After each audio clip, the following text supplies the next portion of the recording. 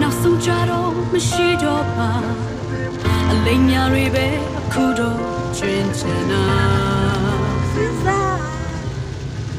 ရှောင်မြခဲ့တဲ့အချစ်တွက်နာနောင်တတို့နဲ့ပြည့်နှက်ကဒီဝကျွေး